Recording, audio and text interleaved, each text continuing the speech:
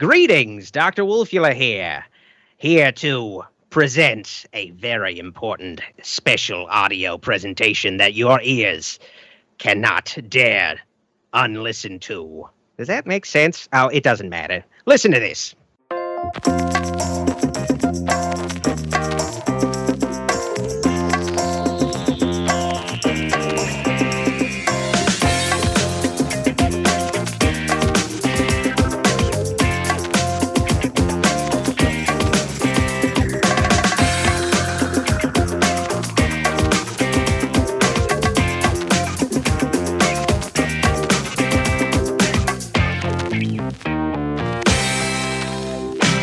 Welcome to someone's favorite movie. I'm coming to you from the Pod Shack outside beautiful Bay City, Michigan. My name is Randy, and with me is not just any man.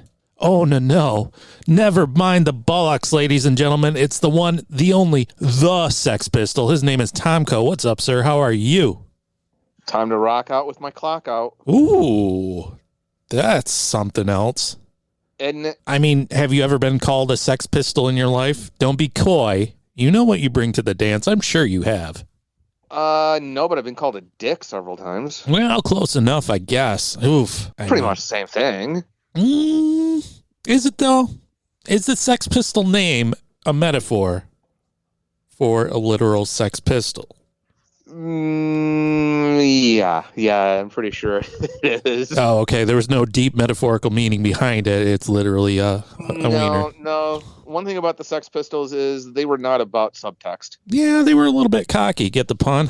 Yeah. You may be wondering, ladies and gentlemen, where we've been. Where have we been? Oh, my gosh. What a tale we have to tell you. So, Randy's been on an adventure. I've been on a life adventure, you see.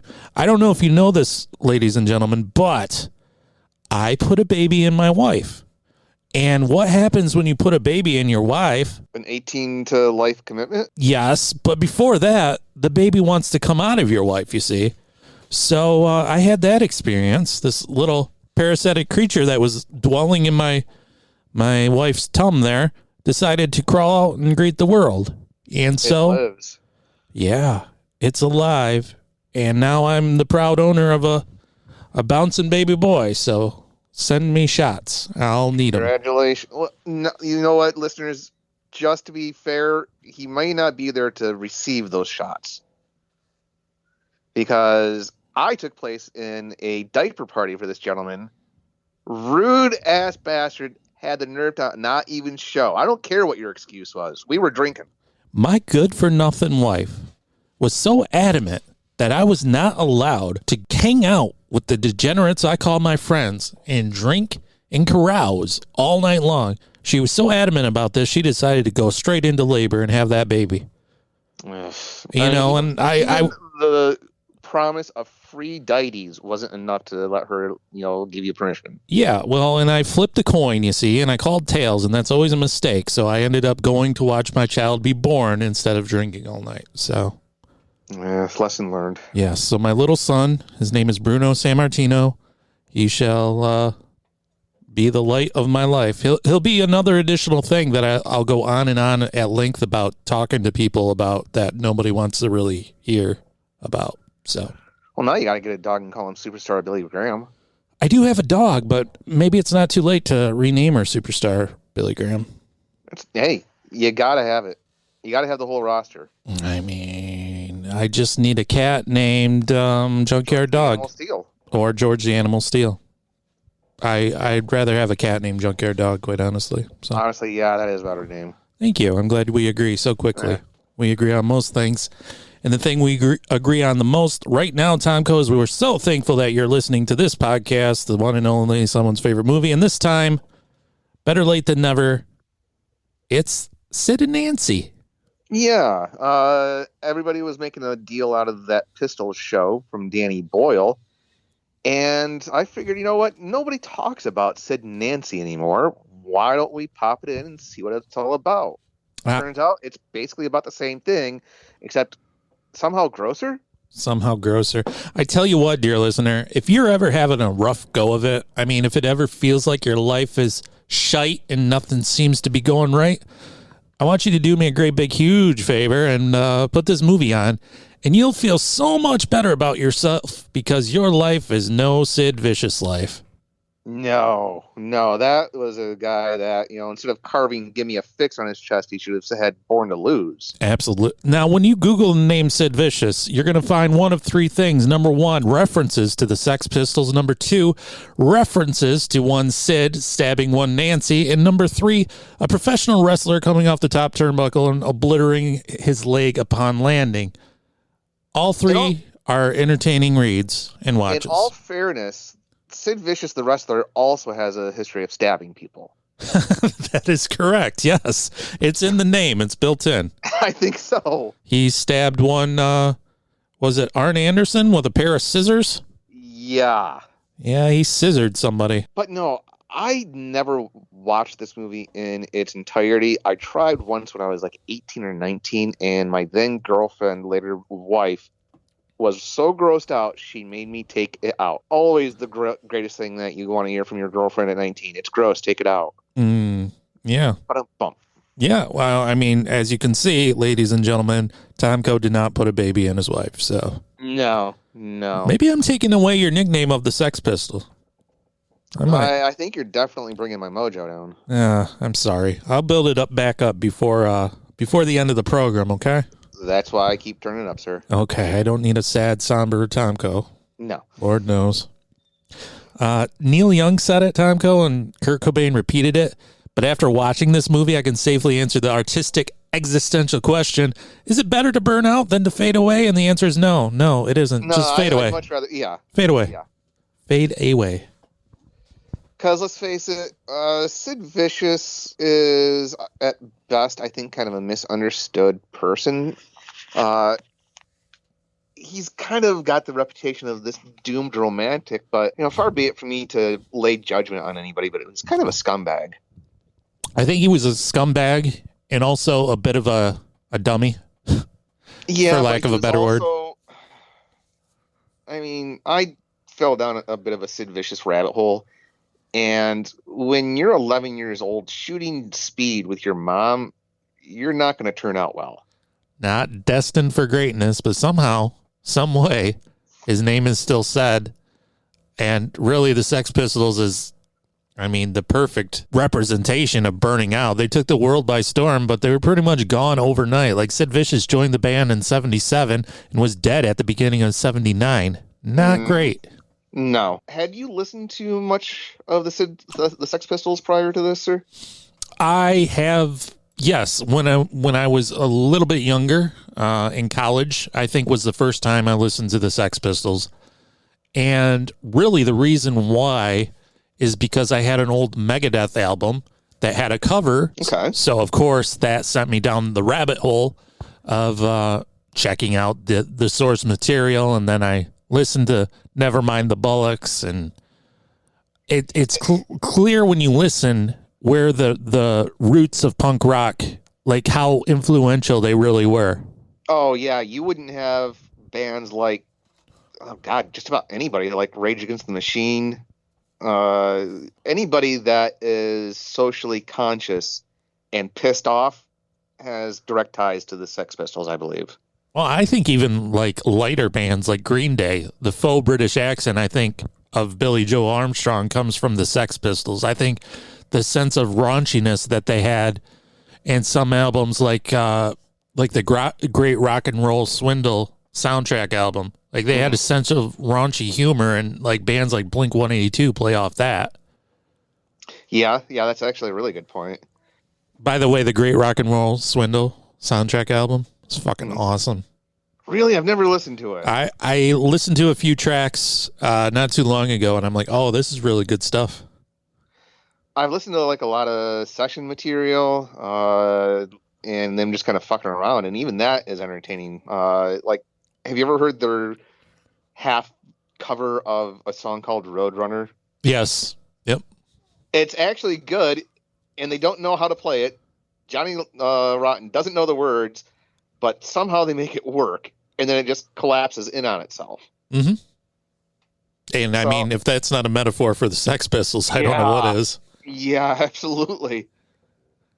But no, more specifically about this movie, I have to admit I was kind of wondering what was going on because there were a lot of factual errors. And I'm thinking, okay, as well made as this is, it's kind of full of shit. And then toward the second half of the movie is when it finally clicked to me as far as what they were doing. They aren't going for historical accuracy. They're going for almost like a surreal point of view movie. Does that make sense? Yeah, and I think that really clicks in when, if you don't get it, you will once Gary Oldman's Sid Vicious launches into his iconic or infamous version of My Way. And that entire sequence is kind of really surreal. And you can look at Sid Vicious watching this movie as maybe a misunderstood, brilliant man, or kind of a junkie with no talent at all that just kind of lucked out. And I think his real life version of My Way and Oldman's interpretation, I mean, it just depends on what you think of him, right? You know, I think that's true. I mean, I'll have to admit, I am not a fan of Sid Vicious as a person, but I would be full of shit if I didn't say that he didn't have some kind of charisma. Oh, yeah. He was infinitely watchable, probably for the wrong reasons, but he commanded your attention. This movie was made by Alex Cox, who showed his punk rock knowledge in Repo Man, which we covered in the archives. He is an alumni of ours. Yeah, we covered him in the archives a few months ago. Did that spark a little interest in this movie back then? Honestly, no. I completely forgot that he made this movie. Oh, okay. What sparked interest in this movie was I sat through all 9,000 hours of Pistols, and it's like, okay, well, we're always late to the game. Why don't we talk about something not to do on the public radar? Let's just go in the opposite direction. And it turned out that I actually really did enjoy this movie. Oh, okay. I had to take a shower afterward. It was so gross. I have mixed feelings, I guess, on this one, but okay, we'll get to it. We'll get to it. You mentioned the sort of exaggerated embellishment of some facts and whatnot, and Alex Cox in his movie. See, this is hard, people. This is what happens when you don't do this for a long time. You know, people say it's like riding a bike. Oh, no, it's like riding a unicycle, and you'll just crash numerous times. But in all fairness, so you are dealing with a handicap. You do sound pretty damn tired. Well, I'm a tired boy. I got the weight of the world on my shoulders. I got all these kids. I'm just mired in the chaos of domesticity, and I'm just trying to entertain the folks. It's really tough. You're doing me proud, sir. Oh, thank God. That's all I could ask for, really. Alex Cox, in his book, Film Anarchist, said that he pulled his screenplay together by interviewing folks that knew both Sid and Nancy, such as Sex Pistols manager Malcolm McLaren, and also from pre-existing newspaper articles and interviews. But Johnny Rotten, John Lydon, he didn't really think that the movie did a great job and kind of hated its stinking guts. Play devil's advocate. I like this movie, but I can see John Lydon's point of view, because to us, Sid Vicious is this dead rock star, mythical figure. That's his friend. Yes. That's the guy that he literally grew up with and traveled with and spent a lot of good formative moments with. So I don't blame him for being very possessive and being very protective of his memory. Yeah, I saw an interview that Johnny Rotten gave on a radio show about 7 years ago or so, and he basically said that he felt really guilty bringing Sid into the band because although Sidney was one of his dearest friends, the dude, to paraphrase John, was one note shy of a power chord. He wasn't the brightest bulb. And he was also highly susceptible to addiction and becoming enchanted by drugs, thanks to his mother, John said. In 2009, Johnny Rotten told The Independent, "I'm sorry, God, for the day I brought Sid into the band. He felt so isolated, poor old Sid, because he wasn't the sharpest knife on the block. The best aspect of his character, which was his humor, just vanished the day he joined the Pistols."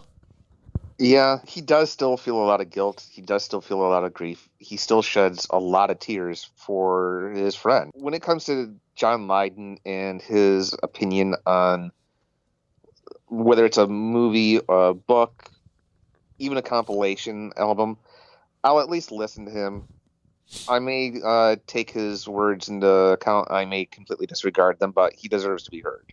Yeah, I agree with that. The movie really isn't a Sex Pistols movie. It focuses instead on the deranged, degenerate relationship between Sid Vicious and Nancy Spungen. And the movie was originally called Love Kills, which is, I believe, on the soundtrack performed by Joel Strummer, right? I believe so, yeah. And Alex Cox kind of described it as some sort of deranged romantic love story. And, I'm glad you brought up Joe Strummer, because one of the things I was really kind of queuing in on was the fact that up until the point where the band broke up, there was no traditional score. It was all music that was being played in the background, and it was what would have been contemporary to them. Uh-huh. I thought that was actually a really interesting choice. And once the band broke up, that's where things start to get really kind of trippy, and that's where the score kicks in. I thought that was actually a really nice touch. Yeah, I guess I didn't key in on that. I guess this movie has a bad reputation among punk aficionados because of the historical inaccuracy. Here's the thing. As well documented as the punk movement was, especially in London, you can't get two people who will agree on anything. So it's kind of a fool's errand to get the most accurate depiction possible, wouldn't it? Yeah, I would think so. I mean, even bringing up the subject of, did Sid actually stab Nancy? Was there a conspiracy? What actually happened? I'm guessing what was shown in the movie is nowhere near what actually happened. You know what? I don't know. I fell down a rabbit hole. It's possible that Sid stabbed her. It's possible that somebody else stabbed her. It's impossible to know. Yeah, and that's the thing. Nobody will ever really know. No, and the only two people who know, they ain't talking. And they're not talking at all. There was, I read a conspiracy that Rocket's Red Glare was responsible, which was his drug dealer and a local comedian of some sort, who also died way too early of some, I don't know. Oh, I don't know if it was an overdose or what it was, but. Yeah, and there's also the fact that Sid was carrying a lot of cash in that little room, and it was missing. I don't know. But at the end of the day, I don't think it. I don't think it's going to make. I know this is going to sound awful. It's not going to make that much of a difference, because whoever did it has probably long since left this planet. Yeah. So the movie follows Sid's increased celebrity after joining the Sex Pistols, and it follows his drug abuse to going solo. Basically, the last half of the... So here's the problem I have with this movie, I guess.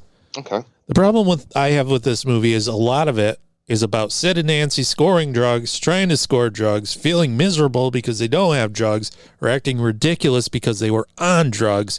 It's all about the heroin, They're just holed up in the Hotel Chelsea getting high or arguing. But the thing, too, is that this movie is about their lives, and the drugs at one point seem to be their entire lives. Mm-hmm.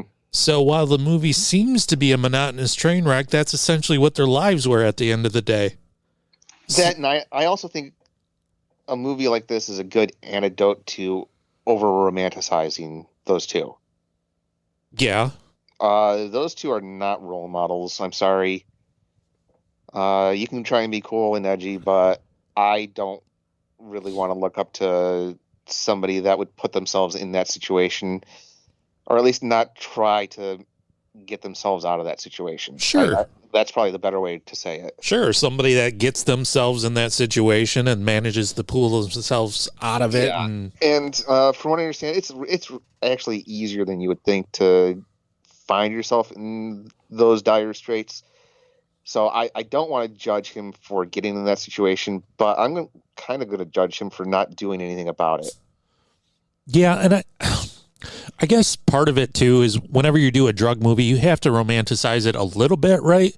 Because let's face it, if drugs didn't feel good, people wouldn't do them in the first place. Exactly. Yeah. So, I mean, there has to be a little bit of that. But I didn't really feel that they were romanticizing drugs in this. I mean, I didn't. No, I didn't either. It just, God, that whole last half of the movie is so bleak and dire. It just, and I guess it was so. I mean, the famous shot where they're kissing by the dumpster. That's the poster that everybody knows. I'd never seen the full shot where they're literally having garbage rained on them. Right. It's not a very subtle metaphor, but it was very, very well shot and very well lit. Yeah. And so, yeah, it is bleak. It is miserable, but it was, I thought, very well put together. I mean, I don't necessarily, I guess it's the subject matter. I'm not saying the movie's bad. I guess it's the subject matter that just fucking bums me out. I don't know that I'll ever watch this again. Not anytime soon, but it's worth it for Gary Oldman's performance. Yeah, that was my next point. Gary Oldman as Sid Vicious, and this is one of his first movies, if not his first major, is fucking phenomenal. Chloe Webb as Nancy Spungen is also good. Yeah, why didn't she have a bigger career? She was amazing in this movie. Yeah, I don't know. Initially, when I started watching this, I had no idea that was Gary Oldman. Oh, wow. Yeah. So I was like, who's this guy? I'm like, oh, shit. And I guess not only did he not want this role, he was talked into it by his agent, but he has pretty much disowned his performance in it, saying that he should and could have done it better. I did read that. I can't imagine how. I can't imagine that either. I did hear that, and in the book I referenced earlier, Alex Cox, film anarchist, apparently him and Cox did not get along on set whatsoever. Apparently the set was kind of chaotic and all over the place, and I guess they just didn't mesh together. In a movie like that, isn't that one of the things that you may kind of want? Yeah, part of me wonders if that was by design. Exactly. I mean, do you want a beautiful, harmonious set? I don't want a happy Sid Vicious behind the scenes. No. You know, that doesn't work. No, not really. I'm staring right now at Wikipedia, and it's Wikipedia, so it's whatever. But there's a line here that says that Alex Cox had originally considered Daniel Day-Lewis for the part of Sid Vicious, which would have been interesting. That would have been a fucking amazing performance. That would have been interesting. Because that was right around the time that he was doing like My Left Foot, wasn't he? When he was literally like living as that character. Yeah, My Left Foot I think was the late 80s, so it was a little bit later. But yeah, I mean, if he's willing to do it in 89, he'd be willing to do it in 85, right? Yeah, and you know what? I'm glad you mentioned the year that this came out because, I mean, in our mind's eye, it all seems long ago, but the space between 79 and 85, 86 is a blink in the eye. So these guys were just freshly in the newspapers. I kind of wonder if maybe it would have been a little bit better if they had had more space in between where they could have, you know, maybe given some people time to recover from the trauma that they went through with the Sex Pistols. Well, it's the same problem that Wired had, the John Belushi Off the Rails biopic that we covered. It was too soon. I mean, that movie's a lump of shit. Yeah, this is like the anti-Wired. Yeah. It's scummy, but it's good scum. It's good scum. It's the best sort of scum. Yeah. With this movie, I kind of walked away from it just kind of feeling numb. I don't know. This movie should be like the ultimate PSA against drugs, wouldn't you say? Yes. They should have been showing this in our DARE classes when we were younger. Yeah. I mean, you're going to have to forgive me. I had all these little tidbits of Sex Pistols knowledge that I was going to throw it at you, but life kind of got in my way. I'm sorry. Oh, it's fine. Tomko's having a bad go of it. You know, he just found out he might not be a Sex Pistol after all. No. He might just be a water gun, you know? And sometimes that's okay.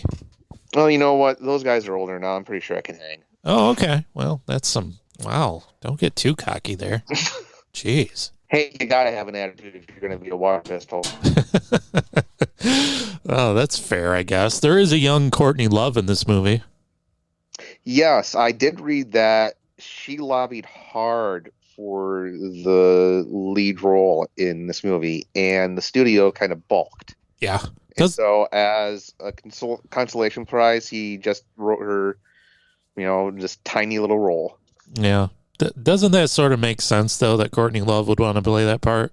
I've kind of come to the point where it's like I think a lot of unfair blame has been placed on the wives of rock stars that fucked up their own lives. Yeah, Courtney Love and Nancy Spungen didn't help their guys, but those guys were doing what they were going to do no matter who they were doing it with. Oh, I agree with that. I just find it ironic that she really wanted this role. Well, let's face it. She did kind of model her look and persona. Absolutely. Yeah. I mean, yeah, if ever there was a modern day version, it would have been her. Or still is, I guess. I don't know. I don't know. That I hate to sound mean, but I can't believe she's still with us. Yeah. God bless Courtney Love, I guess. I'm glad she is. Good for her, but I kind of had her written off 25 years ago. She's had an odd career in life. She has. Not always the easiest time either. The whole Cobain thing, everybody knows about that. But then after that, she, for a little bit, was like a Hollywood starlet. She was dating Ed Norton and was all cleaned up and glamorous. And she was in... she was another little Drew Barrymore. Yeah. She was in The People versus Larry Flint, which is a great movie, I think. And yes. She was getting award murmurs about that, and then it all just fell apart, kind of. I don't know what happened with her, but I wish her the best. You hear that? Tomko wishes you the best, Courtney. Hey, I wish pretty much everyone out there the best. You're a solid dude. Yeah, I'm just a dude. Oh, okay. Not even solid. No, I'm gaseous most of the time, according to the wife. I believe that. So's my son, by the way. I don't know if this is a baby thing, but maybe you and Tomko, maybe you share something with my son. Wait, are you my son's father? Because he's gaseous too, all the time. Is he lifting him up off of the crib? Oh, he's floating. Yeah, he may have some of the code DNA in there. Oh my God, what have I done? Where did I go wrong? So what else is there to say about old Sid and Nancy, sir? Well, Alex Cox was kind of a little bit happy that Johnny Rotten threw a big kerfuffle over this movie because he said what was great about Rotten's response was that it helped the film. It's great publicity. Yeah, in the same way that the Sex Pistols had profited from their bad reputation, worldwide outrage, and endless firings from record companies, we too profited from his lengthy and spirited tirades in the media. Yeah, it's kind of like that whole thing with that show Little Demon. I barely heard of it until some congressperson said it was evil and shouldn't be watched. Now I'm watching every episode when it comes out. Oh my God, I don't even know what that is. Oh, yeah. It's an animated show on Netflix starring Danny DeVito as Beelzebub. Okay. Aubrey Plaza is this witch that he knocked up with the plans of having the Antichrist. Just so happens that she gave birth to a girl. Okay. So Satan, living down to his reputation, skips town for 13 years. And as soon as she becomes of age, she tries to reintroduce herself. And it's basically a family sitcom with the devil and his daughter. Okay. And so a congressperson got up in arms saying that he was watching a football game with his kids, saw a commercial for it, and went on Facebook to post this lengthy diatribe about how it's evil. We shouldn't be accepting of Satanism in our culture, and I can't believe you exposed my children to this when all we wanted to do was watch a bunch of muscular men ramming into each other at full speed. Never heard of the show. Well, barely heard of the show. Best publicity I've ever got. It got me watching it. Just hearing about this show Let me guess. The show isn't about being evil and doing Satan shit. The girl probably is trying to do right and whatnot, and there's morals and like character growth, right? Yeah, and for some reason, full frontal animated nudity. Oh, well.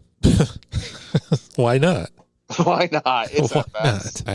I don't know that I can top anything that go full frontal animated nudity. What could be better than that? Certainly not heroin from the looks of it. Heroin's a bad drug. You guys stay clean out there, would you? Could you do that Exactly. for me? God damn.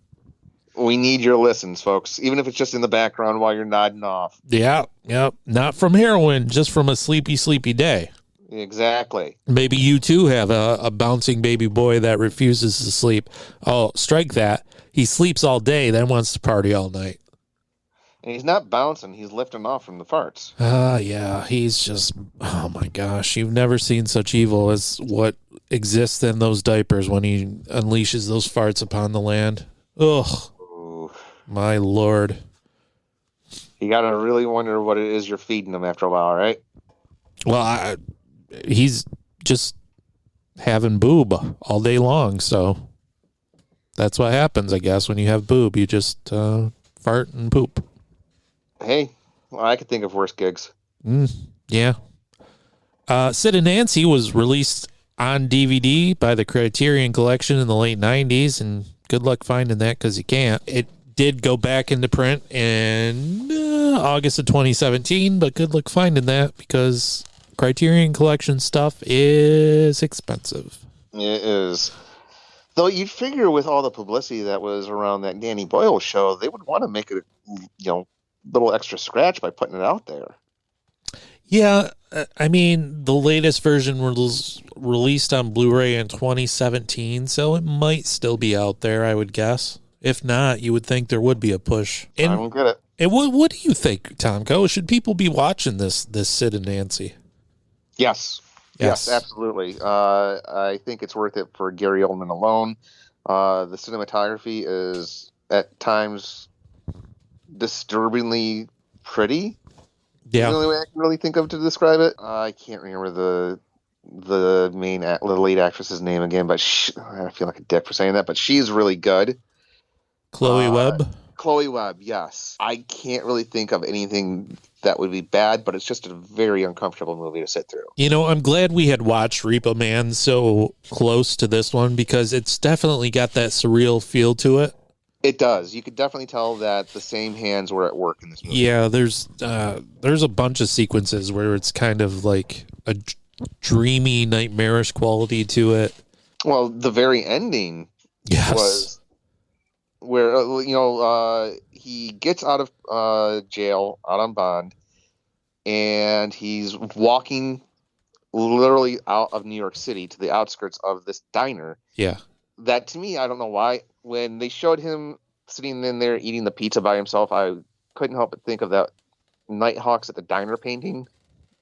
Okay. Which is all about loneliness anyway. Yeah. And then he finishes up his pizza. He's walking around. Some kids are kind of teasing him. Taxi cab pulls up, and there's his girlfriend miraculously alive. Without question, he hops in, and the two kids summed it all up. They're like, wait a second, you don't know where she's going. And then they just drive off. I thought that was very, very clever.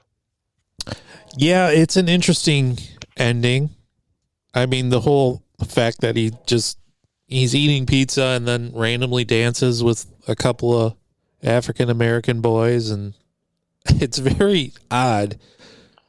It's definitely the most unique death scene I've ever seen. Yeah. Like, I don't know exactly what the exact intent was. You like that turn of phrase? Exactly what the exact intent was? I like to think of it as what was going through his body when he had that last hit. Just like some kind of doped up, dazed out fantasy that he had. Okay, that makes sense. I'll buy that.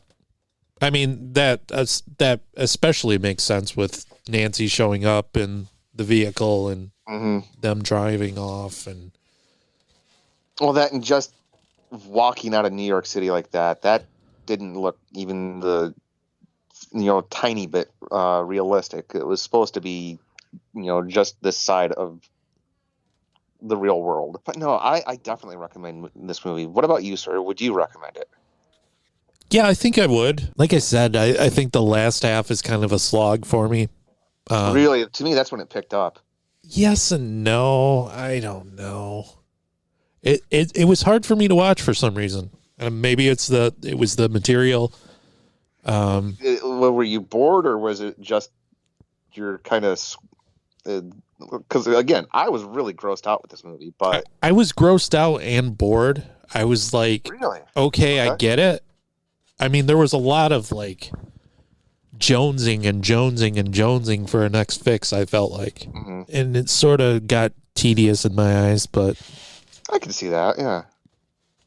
I would recommend it. Gary Oldman's pretty awesome in this movie. I can't believe you didn't get an Oscar nomination for this. Yeah, you would think. But then again, it was kind of an under the radar type of movie too. It premiered at Cannes, but pretty much went nowhere at the box office. Yeah. So, I mean, that's true. Say what you want, but it's got to make some noise at the box office for anybody to even care. Sad but true. Sad but true. Metallica. Let's wait for their biopic, huh? Oh, but you know what? No biopic can possibly top Some Kind of Monster, the group therapy movie. That's a good. We should do that sometime because boy, is that fun. How do you think the Sex Pistols would have handled group therapy? Right. Oh man, I haven't watched that probably since it came out, but I would love to see it again, just to see. I don't know how it plays out. I haven't listened to Saint Anger since it came out. I'm kind of wondering how that's aged. Yeah, Saint Anger's kind of oof. Yeah. And let's face it, Metallica's featuring a renaissance, all because one of their songs was in Stranger Things. Yeah, you know what? I'm kind of in that camp. Who's kind of like, okay, I've been listening to this shit for 30 odd years. Right. Where have you been? Yeah, exactly. Oh wait, all of a sudden, Master of Puppets is a cool song. All of a sudden. In all fairness, I'm also in the camp where it's like, okay, all of a sudden now you think Will Smith's a stupid asshole. I've been saying that. I've been saying that for years. You know what? I planted my flag on that hill a long time ago, people. Yeah. Will Smith said getting jiggy with it, and Tomko said, fuck you, sir. Pretty much, yeah. That's fair. I would say that too. Boy, this is someone's favorite movie. Thank you so much for tuning in. Where can people find you on the internet? Hardly anywhere anymore. I mean, my wife's kind of getting pissed off at me because she looks at my phone and she sees 100 notifications from Facebook that I'm ignoring. Ah.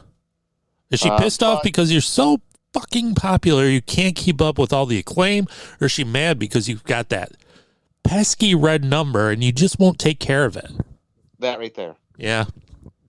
Whereas, I mean, social media to me, it's kind of, it's not the greatest atmosphere these days, if you catch my drift. Oh, yeah, I do. Unless you're looking for memes. Yeah. Thanks, Tomko, for helping to promote the show, you motherfucker. Appreciate it. Hey, you know what? I'm in your corner one way or the other. Okay. That's all right. That's whatever. You know, I was going to be a big star riding your coattails, and you're like, yeah, I'm done with social media. Yeah. That's fair because I'm pretty much too. I haven't fired off. What you were saying is you were counting on me to do all the work. Yeah, exactly. Yeah. Fair enough. I haven't fired off a tweet in, months. So. Feels good not to do it though, doesn't it? Yeah. I mean, when you step away a little bit, you realize how much of a life suck it is. How much time and effort and energy you spend on it. And for what? To get a little thumbs up. Yeah. Yeah. I mean, it's not to say. If I'm going to chase that dopamine hit, I'm going to figure out a more entertaining way. Yeah, actually, the new heroin is social media, Tomko. Oh, really? That's why I brought it up, because We're an artistic podcast, and that's my thesis, you see. Yeah, you know what? I guarantee you somebody out there has made that argument. Yeah, somebody wrote. Some turtleneck wearing motherfucker got on his soapbox and said, you know. Well, actually, oh yeah, somebody is real proud of their college paper and thought they were going to get all the grants in the world because of it. Yeah. How's that working out for you? In the meantime, like our podcast and share it so we can get more downloads and we can feel special. You know what? I think we need to have the listeners do all the grunt work on social media. So where can they find us? Where can they find us? On iTunes or Twitter or what? They can find us. Well, go to pretty much anywhere. Yeah, anywhere. Yeah. Well, they already found us because they're listening. So what the fuck? Well, you know what? They need to spread the word. They do need to spread the word. So spread it on Twitter, Facebook, Instagram, TikTok, Google Plus, Graffiti, street tag that shit. Yeah. We need a whole someone's favorite movie street team. If you have a movie we should cover, you think, hit me up at someone's favorite movie podcast at gmail.com, or if you must, at Twitter at mretailslave. That's the name of my other podcast that I rarely do anymore. It's called Miserable Retail Slave. Give it a download too. Next time, Tomko. There will be a next time. There will be. What are we talking about? And it will come much sooner than like 3 months. Promise. Yes. We are covering the forgotten Marvel cinematic wonder. Oh, no. Known as Man-Thing. I'm there, dude. This is highly topical, Tomko. I don't know if you know this, but Disney Plus is releasing a Werewolf by Night special. Did you know this? No, I did not know that. October 7th. Who knows when we'll get to the Man-Thing thing. Hopefully soon in the next week or so. But October 7th on Disney Plus is going to be Werewolf by Night. And if you've seen the trailer for Werewolf by Night, you also saw motherfucking Man-Thing. What a day we are living in, sir, where we have a live action Man-Thing to look forward to. Yeah, in the MCU. But before that, there was a live action Man-Thing that nobody cared about or watched. Well, you know what? We care about it. Damn it. I mean, this is one of them that's been on my list for a long time to cover on this show, and I'm so glad we've got the corporate synergy to finally do it. We're there. Thank you so much for listening. And I have no good way to end this, you know? How about bye? Do you ever get the feeling that you've been cheated?